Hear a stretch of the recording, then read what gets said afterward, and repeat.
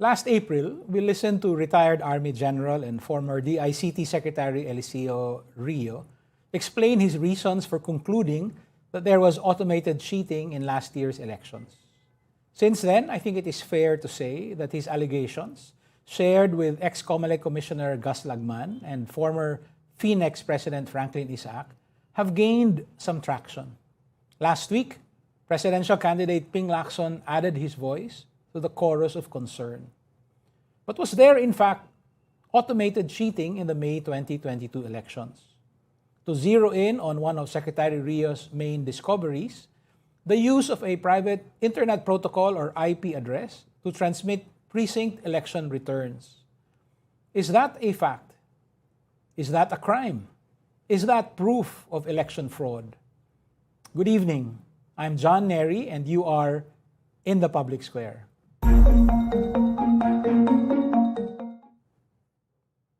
I do not question the patriotism or the civic spirit of Secretary Rio, Commissioner Lagman, and Mr. Isaac, the Truth and Transparency or TNT trio.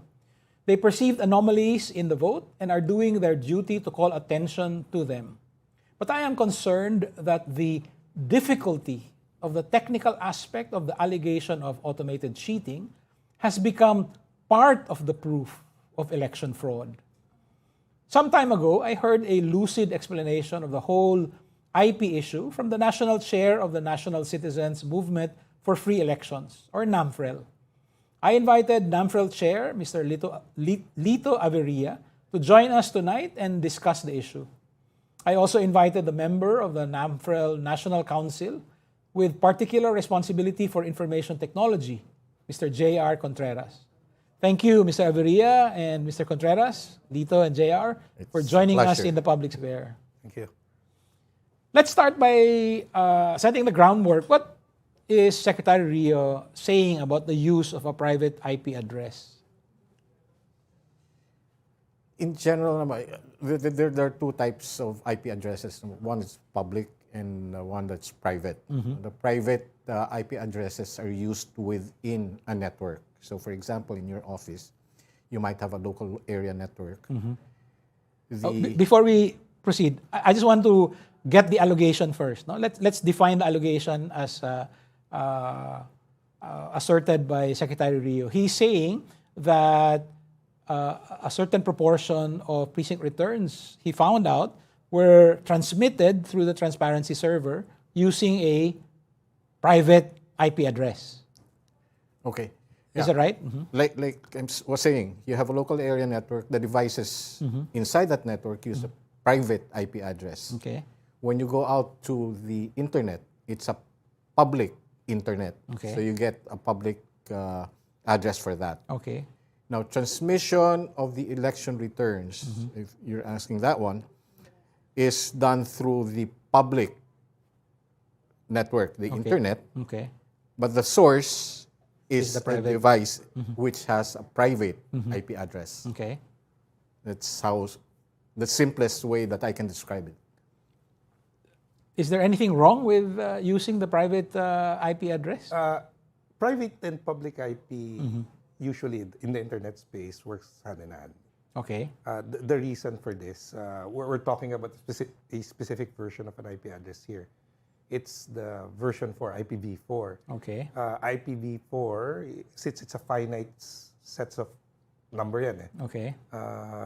has been depleted as early as 2000. So in the internet world, especially in the ISP world, the way for them to extend it is to use a combination of private and public IP. So the private IP is used within the private network, then it gets converted and masqueraded, and it goes out into the public. To use, say, private IP in a network in general, there's nothing wrong. It's a standard practice. So it is in fact standard. Okay, before we dive deeper into that, I just want to understand the concept a little bit better. So the IP address, that's a set of Four numbers. Four octets. Four octets. Four octets. Right? And so all in all, it's a finite number of, what was that again? 16 squared or something. Right? That's about 4.3 billion IP addresses globally. Yeah, and about a decade and a half or maybe even 2 decades ago, the number, Has been total number had been depleted. allocated and Had already been allocated all over the world. Yes. Yes. Right? So in order for us to continue using this version 4, we needed to use a combination now of private and public. That's what we're saying. That's correct. So, is there anything wrong then for the AES of May 2022 to have used private IP addresses? There's nothing wrong there. We don't see anything wrong with the use. Like we said, internally in the network, you use private IP addresses, right? But when you transmit, if you're transmitting data, to another device in the network, then you go through the network of the telecommunications providers, which is basically in the internet infrastructure already. Okay. Right? And that internet infrastructure uses public IP addresses. Now, how does it happen? When your device connects to the network, which has a private IP address, it connects to the network. That network responds by recognizing your private address, but for it to connect to the internet, it dynamically assigns an IP address, so that your data, when you transmit to another device in the network, will go through. Otherwise, it will not. JR, earlier you showed me this image. Essentially, the AES, the Automated Election System, consists of 4 parts. So, at the level transmission. of the transmission part, right? The level of the voters, so they engage with the VCM, right? The VCM, no IP address, No IP address yan. right? But there is a dongle Yes. attached. Yes. Attached only when it's time to transmit. After the printing of the first 8 ER. All right? So this would be the second element. This dongle, this has the IP address, It will have the IP address. the private IP address, Well, not necessarily. not necessarily. Whatever it gets assigned to. Okay. And then the third part, It the communicates to a... through the cell sites. to No? most of the dongle communicates to the cell site. Okay. Then that communicates to a central router or gateway. Or the transparency server? Not yet. Not yet. Not yet. To the gateway. Then the gateway connects it to whatever use of the customer. In this case, Comelec. Then the transparency server to the main server. And because where we are right now, it's not possible for the data from a VCN using the dongle to reach the end of the transmission process purely through public IP addresses. It has to be a combination. Tama ba? Pwedeng purely public if Okay. it was configured that way. All right. But at this stage, because of the depletion of IPv4, yun nga, there's a protocol called network address translation, or for NAT. carrier-grade network address translation.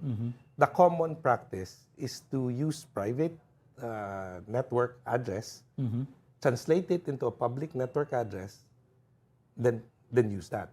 Okay.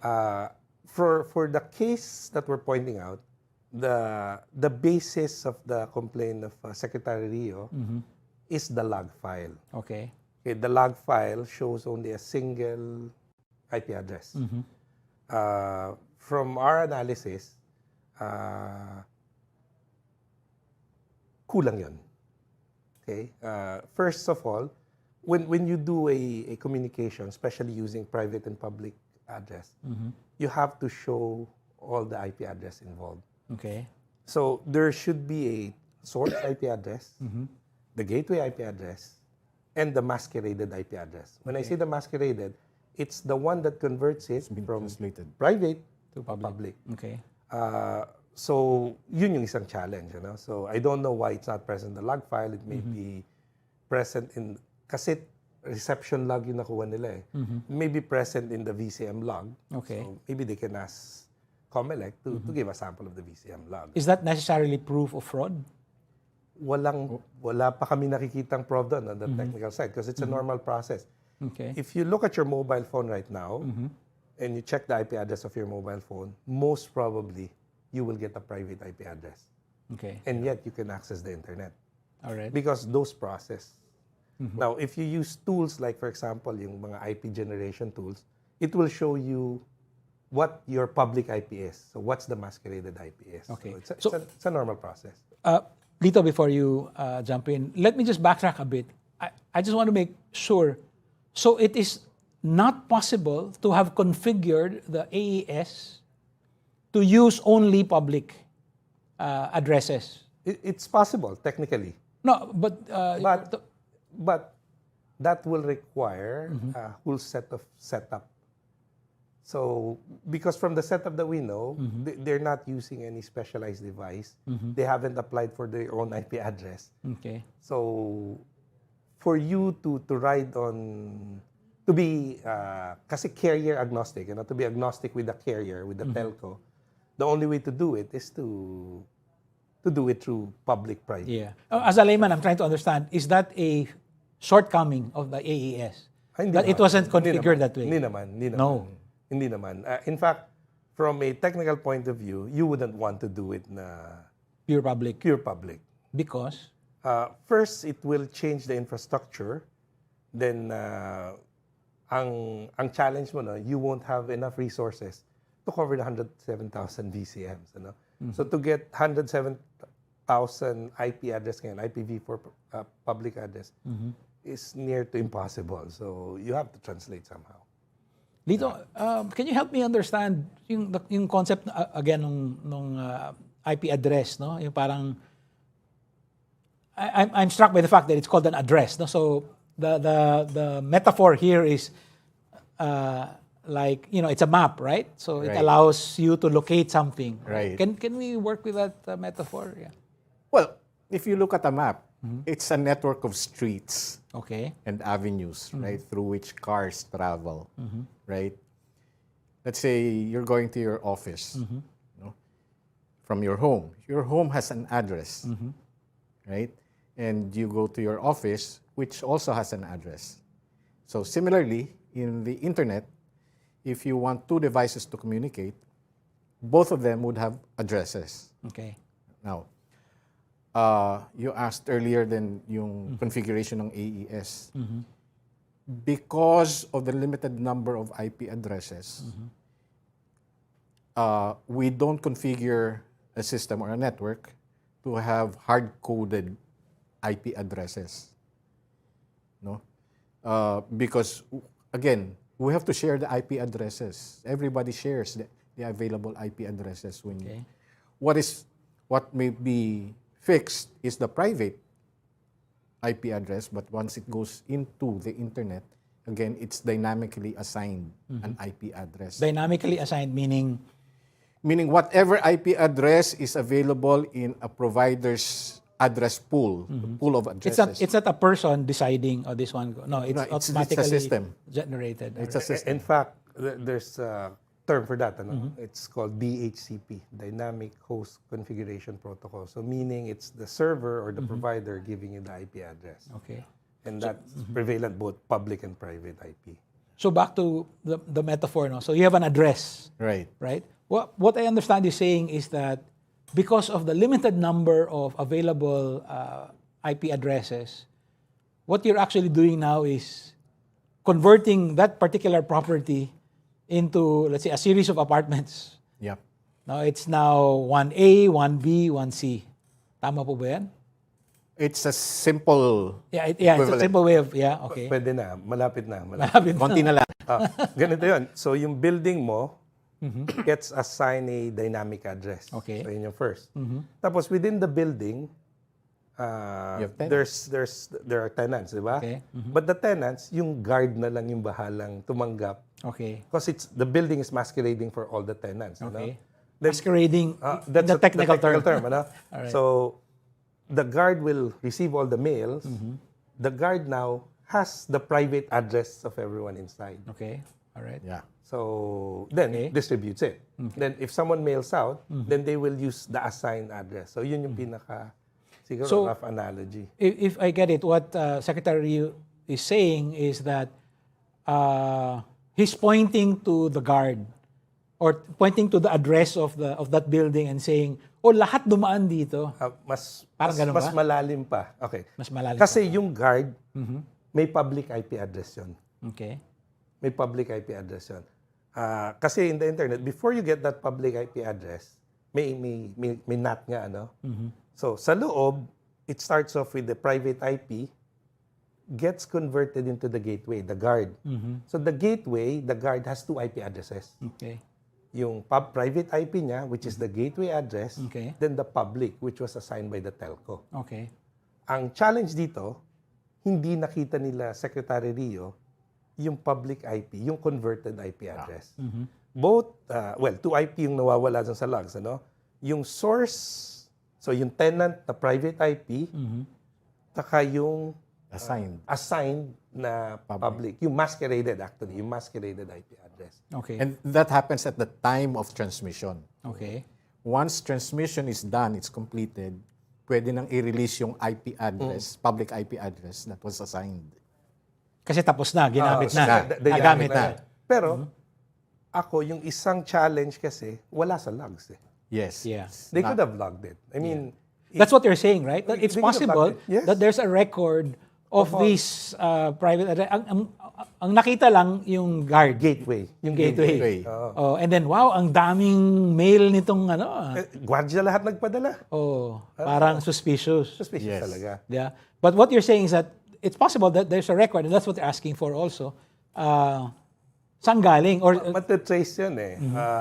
If the program was written in a way to log the source IP, the gateway IP, and the masqueraded IP, you will see 3 IP addresses there. okay. But again, Could have cleared it. just by this fact alone, this is not proof of election fraud, right? No. Hindi pa. Hindi. It's simply how the internet works. May isa pang... So, parang the medium and the message eh. Okay. Iba yung medium, iba yung message. May isa pang challenge kasi. We had the chairman of the Commission on Election claiming, pronouncing, saying na all of the VCM has 192.168.0.2 address. Okay. Even from the technical point of view, parang hindi plausible yon. Okay. So mali siya. Baka sinasabi niya, they have all the same gateway address. Pwede yun. Kasi it's a normal, ano. Pero, matitrace mo dapat pa rin. Yeah. So, those are the 2 things, ano. So, Secretary Rio and his team is looking at the log files. Na kulang, unfortunately, kulang. Yun yung isang reform na pwede namin itulak sa Namfrel to improve that. Tapos, yung message ni Chairman Garcia na 192.168.0.2 is the source IP address. So, Okay. And we've been telling them, hindi po yun ganun. Okay? From what we know, ano? Then, again, we're saying this from what we experience and what we know. It's only Comelec who can say na, hindi, baka sabihin nila, yun talaga eh. I mean, maybe they did a technology that forces it to masquerade under 0.2. Highly improbable, pero until they state it, until they show it to us, ito yung analysis namin from what we know based on our experience and our review of their system. Let's spend a little time also on what Chairman George Garcia said. And also, like I said, this has gained some traction. JR, we were just talking about, we saw this new Social media posts. Social media posts, but we can also talk about that. But I just want to go back to that first issue first of the private internet protocol addresses. By itself, they're not proof of fraud. In fact, it's just proof that they use the internet. Tama po ba? Yun yung isa. That's correct. Kasi nakikita ko rin, no disrespect to my fellow journalists, but I've seen a columnist or 2 describe this as secret private IP addresses. naman, So yung pagdagdag ng secret, parang naman, there's something behind it. No? Ganito yan, marami yan. There's a lot of networks use private IP addresses. In particular nga, yung 192.168.0.2. 0.2. Right? Unfortunately, it's not known to the public. So in that sense, it's secret. Okay. But if you research it, I mean, you go to... Nobody's hiding it. Nobody's hiding it. But you go to a cafe, a restaurant, a mall, or any building No, not that even that. offers... Your mobile phone right now. your mobile phone. Right now. It's there. The private address is there. It's all over the place. Right? Except that yun nga, no, especially for a non-techie person, you don't know how that black box with antennas sticking out, how they are configured. Okay. Right? But 192.168.0.2 is there. It's ubiquitous. Kumbaga, Not necessarily that too, ano? 192.168.x.x is part of the private IP range. Ano, may dalawa pang Meron set, yan. ano, 172, tapos yung 10.10.0.0. Oh. So, tatlo yan na inassign na to be part of the private IP block. Ano? So, if you put an address 192.168.x.x, it won't be routed to the internet. Yeah. It has to use a gateway. Again, I pointed out sa dalawang challenge. Unang challenge, yung statement ni Chairman Garcia. Yeah. Tapos, the lack of information on the logs. Kasi nasa log isang IP lang. If you look at it based on that, may question mark. Let me describe further the log. Ito yung hinihingi ni Secretary. General Rio from that for the telco logs to be released. Ano ba yung nasa telco log? The telco log contains a record, let's say, of all calls. Okay. Okay.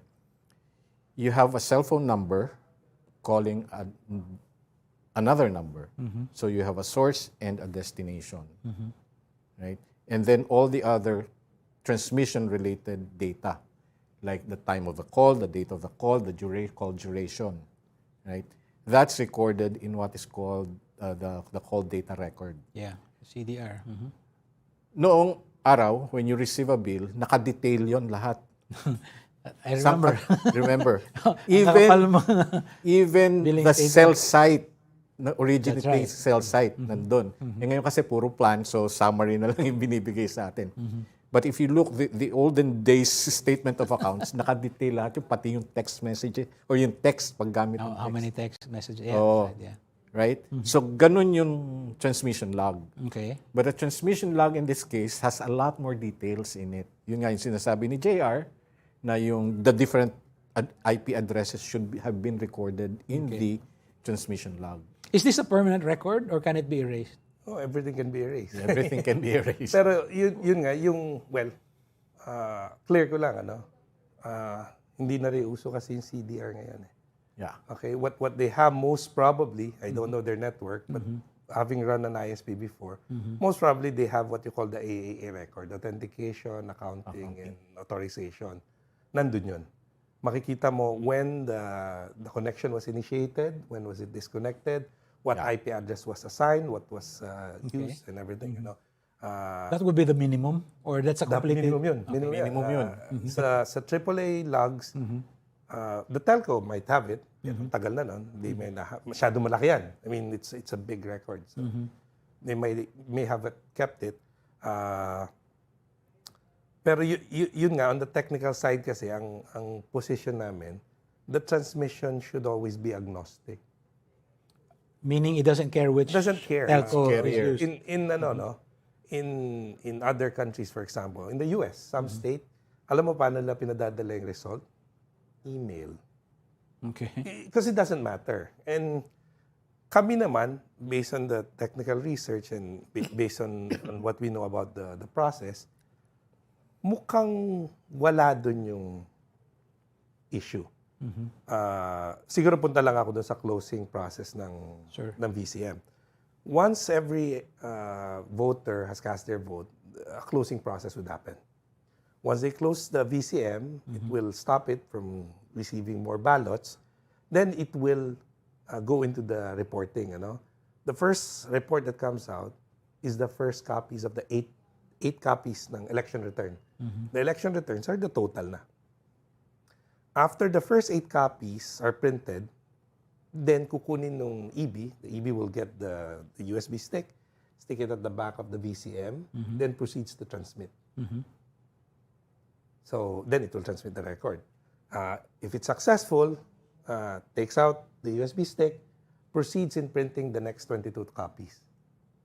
So, tigil muna ako sa first 8 copies. The mere fact that you printed the first 8 copy in prison is a form of protection already. So, yun ang dapat natin bantayan.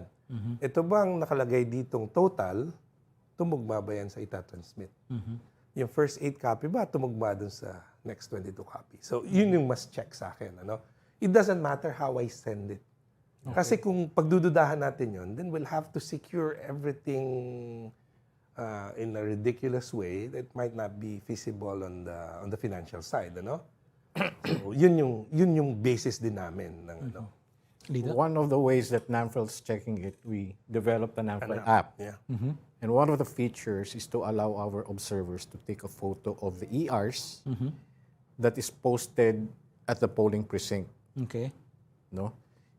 That posted ER is part of the first 8 copies. All right. It's one of the first 8 copies. So our volunteer takes a photo of the ER, sends it to Namfrel servers. The Namfrel server would convert it into processable data, yung plain text na siya. No? And then we compare that data with what we received electronically via the transparency server. What was your assessment? 100% match. 100% for almost, well, But what was it? 6,000. We only had What was a the sample of coverage? 6,000. Almost 6,000 samples. We had All right. a sample of 6,000. Was it a random sample or? Well, volunteer sample yan eh. Kasi Volunteer to eh, sample. Crowdsourcing ito eh. In fact, we want to do it. Also, we have to take note, we only compared the president's position Okay. para mabilis, ano? All right. So, what happened? 6,000 volunteers, no? How many so just 6,000 precincts? Not necessarily, may mga doble. May mga May doble. mga double yan. I see. Kasi in the world of crowdsourcing, you want people to submit as much as That's possible. right. Okay. The more it compares, Okay. the stronger your data. Yun yung principle. So, we have to take note yung source namin, ano, for that, ano. It's the one posted by law after the first 8 copies. One should be posted, sabi ng law, immediately on a well-lighted place within the prison. Yun, nasa batas, ha? Hindi yan sa IRR, hindi yan sa general instruction. In fact, yan yung isa naming pinaglalaban kasi sa general instruction, yung mga teacher, iniipon muna nila. Pipirmahan, tatammark, saka sila maglalagay. Yun daw kasi nasa general instruction. Sabi namin, hindi, by law, dapat ilabas mo na yun. Wala naman sinabing thumbmark mo, ano.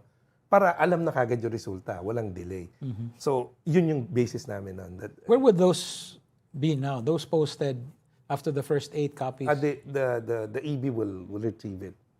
But within those, di ba, 30 copies siya. Yeah, but like today, if we were to search for that, The posted copy is retrieved by the election officer. It goes to the election officer of the locality, okay. pero, city or municipality. pero 30 copies yan, ano? So, some of our volunteers, may kopya kami of some of those ERs.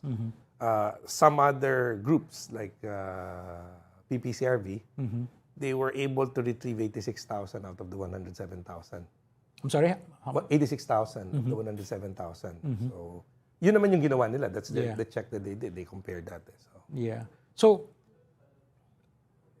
as a way to validate exactly how the votes went, or at least as far as the votes for president went, that would be, you suggest, a better process to check those rather than calling for the CDRs. kasi Ganun ba yun? Is it kasi an sa either akin, or yung thing? CDR wouldn't, the AA, I wouldn't call it the CDR, no? The Just the AAA, AAA, the AAA record will only show you the transmission Authentication, path, Not the contents. accounting, accounting and authorization. no? Right? So, it won't show you data. It will only show you the path. Okay? And again, for us, it has to be agnostic. Eh. Okay. Kasi pag pinagdudahan natin yung telco, pagdududahan mo na lahat. Ano? The mere fact it was printed prior to connecting a network device, prior to transmission, yun ang puprotektahan natin. So, and that's the effort that we did, that's the effort that some other organization did to check what was printed is what was actually received in the transmission. Unfortunately, COMELEC Chair George Garcia issued a misstatement, as you pointed out. No? Was this in fact a misstatement, or was he accidentally revealing the truth? I mean, how should we understand this? I mean, I assume he's getting advice from his IT people. Yun nga yung worry namin eh. It should be the IT team answering this, not the chairman. The chairman is well educated, is well experienced, but I think he's not in the IT field. I mean, we have to accept that fact. You know? Okay. There are groups within COMELEC who could have answered it more expressively. You know? Yan yung first. Ano? The next is the lack of logs. Dalawa yan. Ano? Yeah. So, yung log na pinadala nila, kulang eh. Reception pa. Well, not only reception, kulang na mismo yung pagkakasulat. The one who wrote the program to log it, kulang, ano? Kulang. The data that was collected is lacking. So, it's the one who developed it. Sayang, sana dinagdag na. Then, I'll push it even further. Sure. The one that we have access to through the transparency server, kulang na kulang. What we get is, well, even groups like Rappler will only get a CSV file, which is the result already. Isa yan sa tinutulak namin sa Namfrel. Be more transparent. If they use, for example, standard data packets, what we're pushing out, what we're requesting is a package called EML, Election Markup Language. Ano? If they use it, lahat doon hagip mo. Hindi mo naman kailangan itago yan eh. You will see dates, for example, what time the VCM closed, what time it tried to transmit, who were the EB who signed it. Dapat yun makuha eh. But yun nga, they abbreviated some of the things, whether by design or whatever reason, nakakahinayang lang. But these multiple lacks, no? Kulang sa ganito, kulang sa ganyan, are they necessarily proof of fraud? Not a proof of fraud, but it makes you doubt. Okay? Yan yung isang challenge. Kasi nga, so from our end sa Namfrel, medyo dun sa transmission side, we don't see. Okay? Until COMELEC shows the actual network, we don't see yet any technical proof that fraud happened there. Kasi nga, for me, without checking it, may printed DR eh. E di kumpara mo lang doon sa receive. So, kaya nga yung lumabas na meme na kung ano yung pinadala, si Pedro yung nagpadala, si Juan yung nagpadala. Yeah. Sa akin, it doesn't matter eh. Nagpadala siya ng 1,000, natanggap ba 1,000? Now, on that, sa pera padala, would it matter? I sent 1,000, the person received 1,000, would it matter whoever sent it? Kasi si Pedro doon became the masquerade for someone else. So it doesn't matter. Ang problema, 1,000 yung pinadala, 500 lang yung tanggap, that's a problem. And where's the proof of that? We have the printed ER and the reception ER. So sa transmission, wala pa kaming makitang basis that there's fraud there. The only data set that we receive actually is the electronic copy of the ER through the transparency server.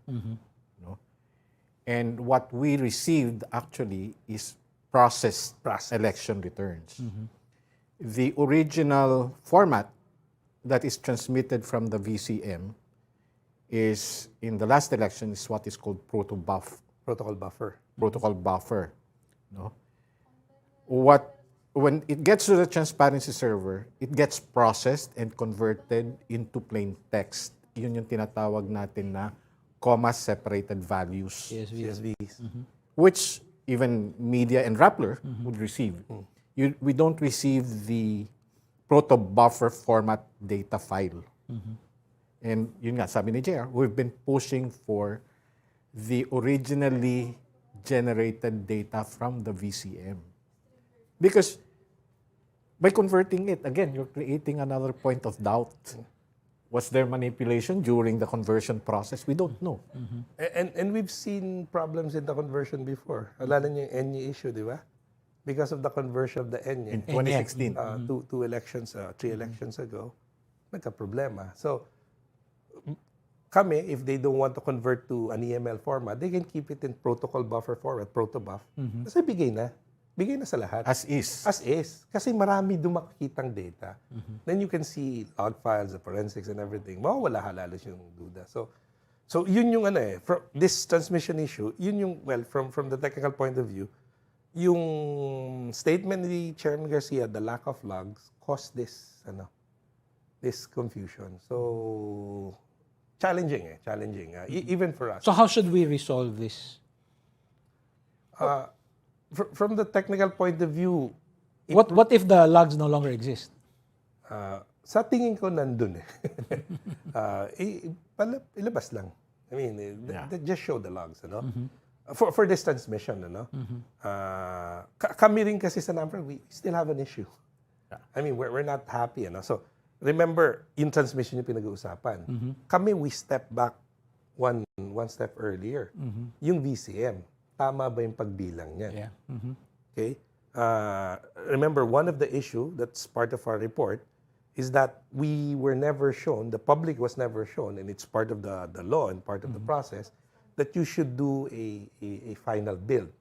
The final build would yield what you call a system checksum. The hash code. The hash code, the system checksum hash code. Pinakita nila lahat ng component, yung system din nila pinakita. Then all of a sudden, they sign. This is siguro an 8-hour video. We tried reviewing it several times. Wala talaga, Then, hindi mo na mapupuna yon. Kaya lang, si Lito, one early morning, tried comparing the two hash code versus the one that we saw during the end-to-end demonstration. Aba, yung isang byte hindi nag-compare. Number 8 and letter B is wrong. So, What does that mean? well, we complained, So, that means what we reviewed in the source code may not be the program installed in the VCM. So, issue sa amin yun, We complained, we wrote 3 letters, even when we were part of the Comelec Advisory Committee, we even raised that with the Comelec Advisory Committee. And actually, when we spoke with the chairman, we told him that again. In fairness to him naman, sabi niya, hindi, papakita namin. So, pero that's still a pending issue for us. And that shows you the lack of transparency within all the process. Especially nitong 2022, because of the pandemic, marami kaming hindi nakita. In fact, for example, yung writing lang ng SD card, if the new commissioners didn't come in, the new chairman didn't come in, hindi nila i-open yung Santa Rosa location where we can see, we can visit. So, they use the pandemic as the basis to block. So, medyo mahirap, So, nandyan na Yung sinasabi, it's all there. Why not show it? Why cast doubt? So, the VCM hash code, if it's really that, then why not show it? Yun lang naman hinihiling namin If the logs are there, why not show it? Then, I think the telco log should still be there. It must be there. Remember that the TNT trio filed a petition with the court, the Supreme Court, the mandamus petition, seeking a protection order first, preservation order to preserve the data. So, it must still be there if the telcos are made to comply with the order. Unfortunately, there has not been, the court, I think, has not acted on that petition. The only action taken was ordering the Comelec to respond or to comment on the petition. Hanggang dun lang siya. But I think also the Comelec took action. It posted some data sets initially, which they called the transmission log. When I personally looked at it, It's a reception. It's a reception log. It's not a transmission log. And then they posted what is called the raw files. Again, the raw files purportedly is the transmission log, but we're saying it's lacking in data. So that might not be the whole thing. All of this, like I said earlier, these sets of data are pieces of the bigger jigsaw puzzle because there's a lot of data all over the place.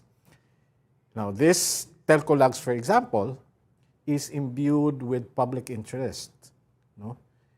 So when the public asks for it, the commission should release the data, without maybe an order from the court for them to release it, because it's not secret to begin with.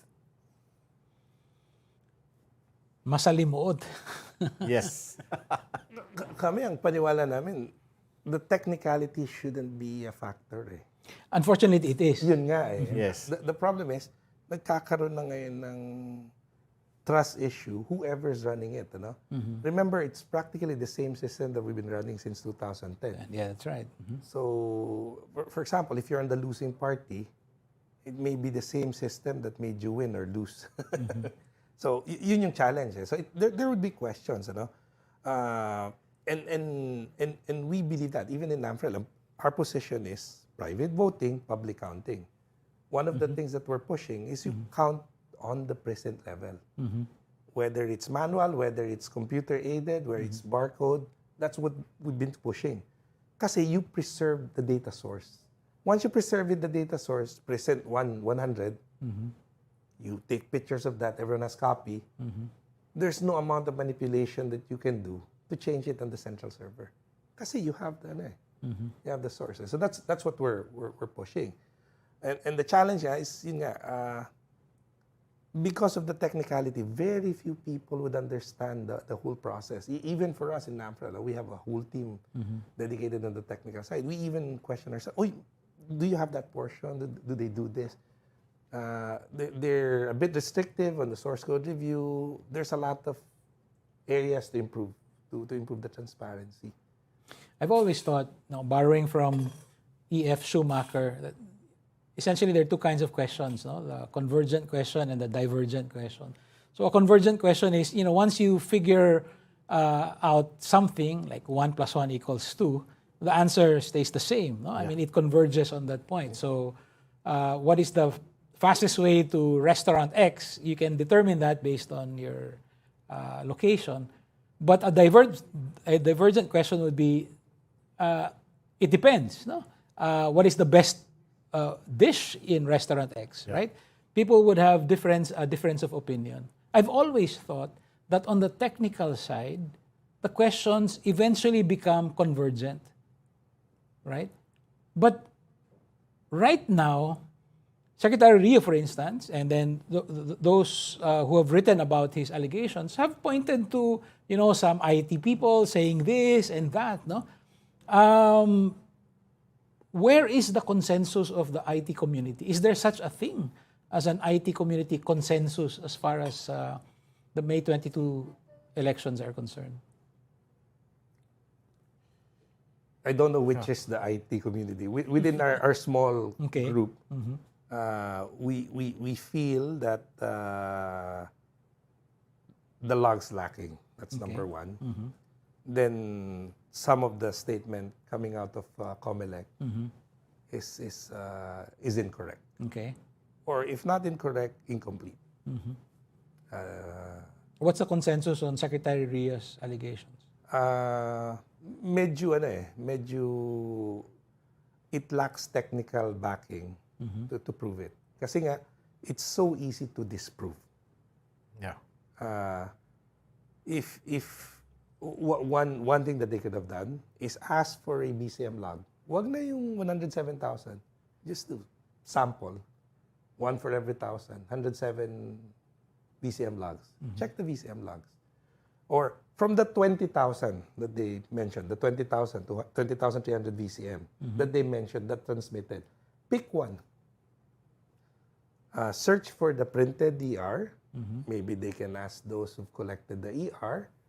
Marami naman yan eh. The political part, minority, majority, baka meron kami, baka meron yung iba pang choose.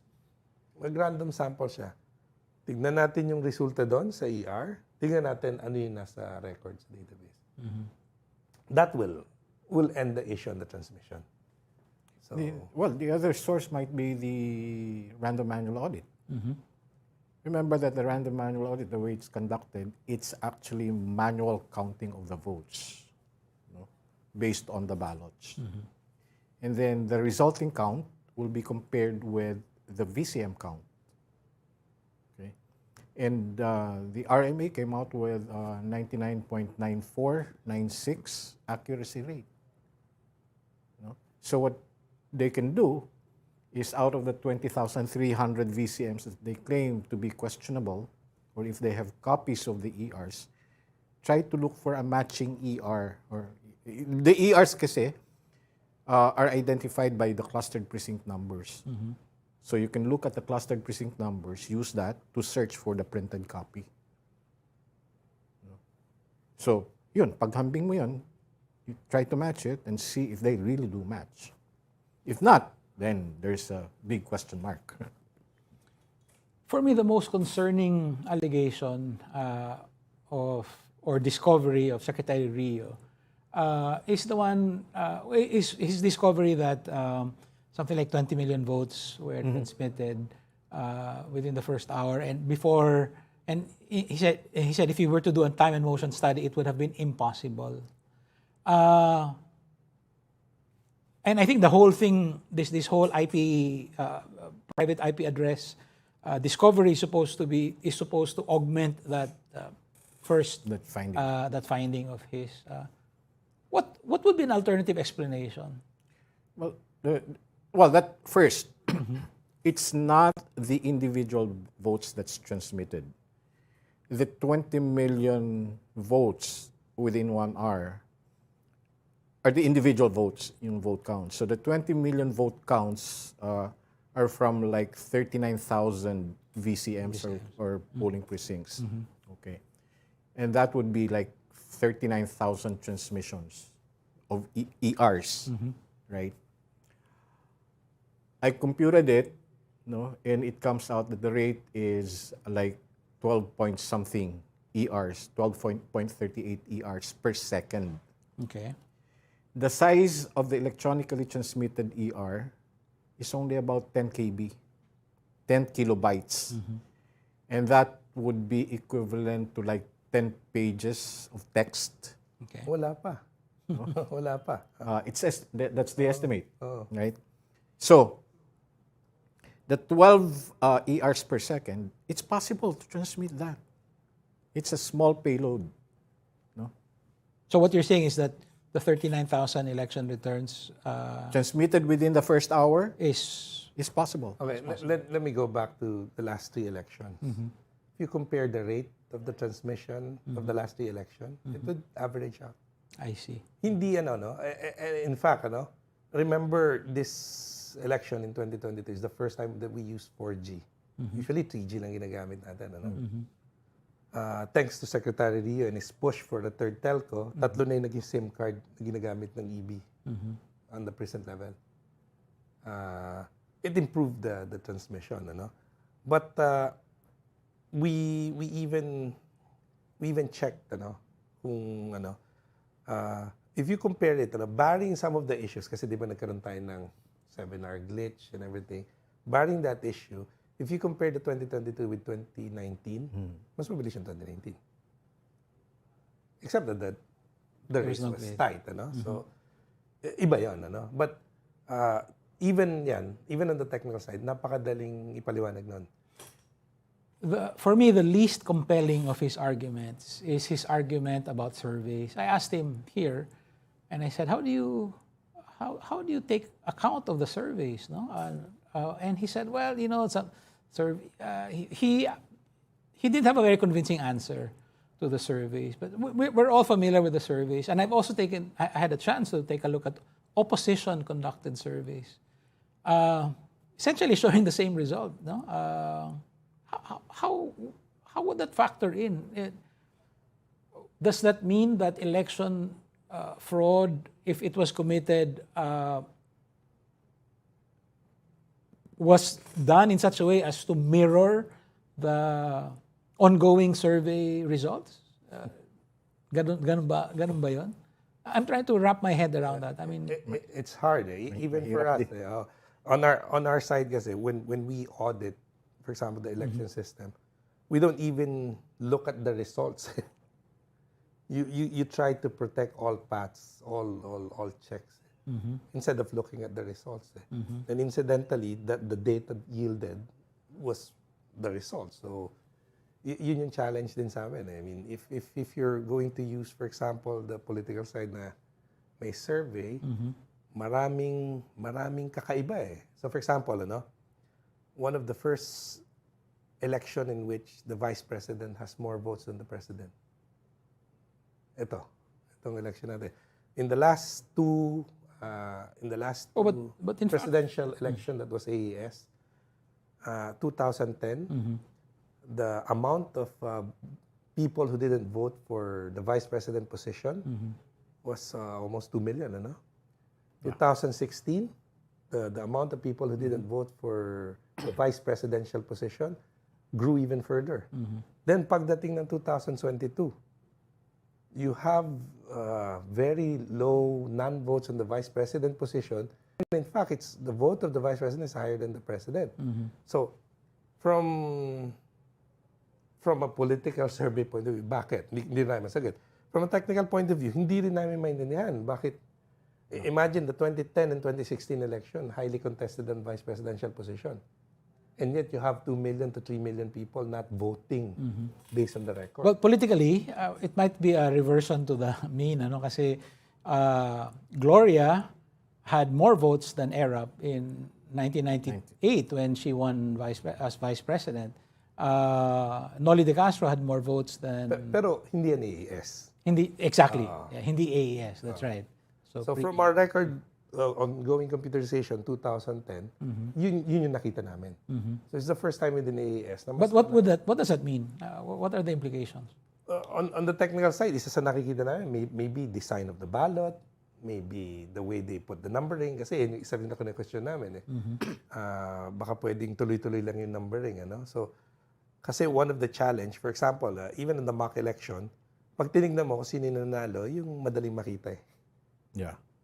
So, sa last mock election, na nanalong barangay captain dun sa isang barangay, the name was letter A eh. Angelina Jolie yata nanalo. Kasi pag tinignan mo dun sa sample that's right. It's easy eh. Yes. So for those not doing much of the thinking, much of the discernment, yun eh. Baka. We don't know yet. We don't have a technical explanation yet. There's a study on that on the ballot design. Lalo na yung ballot natin is by marking. Tapos alphabetic pa yung arrangement. And then row-wise. The first name on the ballot, which is on the left upper corner Gets of that section, would likely... That's why we had party lists named, one something. Kasi pag nag-sort In the beginning, that was how it was done. That's right. Yeah. I'm sorry. We're running long. Actually, I have so many more questions, but I am mindful of your time and also our audience's time. Maybe I can we can end our discussion this way.